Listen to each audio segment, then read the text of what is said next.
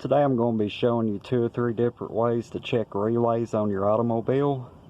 85 and 86 are on the coil side, 87 and 30 are on the switch side. And on these relays, and we're going to be going from 85 to 86 just to check out our coil.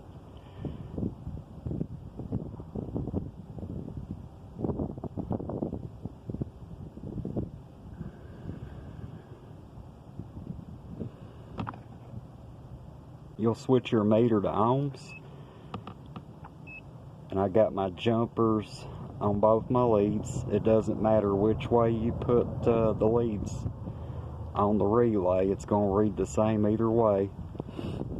And you can see I'm reading about 68 ohms. You want to read between about 67.5 to about 71.5. Anything higher up in the 80s or anything lower down in the 40s, 30s, you can pretty well consider that a bad relay if it's 12 volts DC.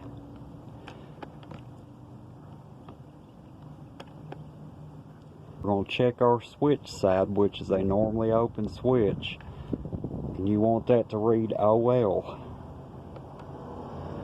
OL means that switch is open, and that's what you want. You don't want that switch to be stuck closed. They can get stuck closed, cause whatever to run all the time, your fuel pump, starter.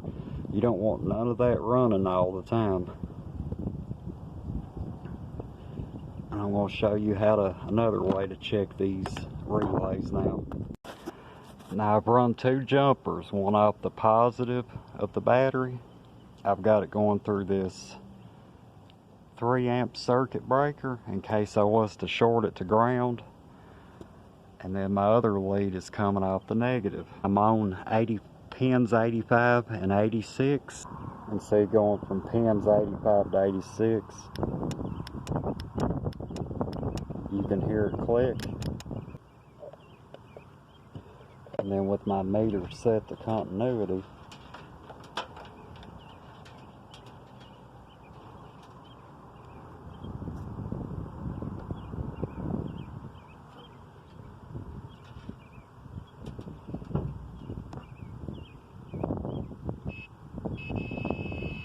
you can hear the tone.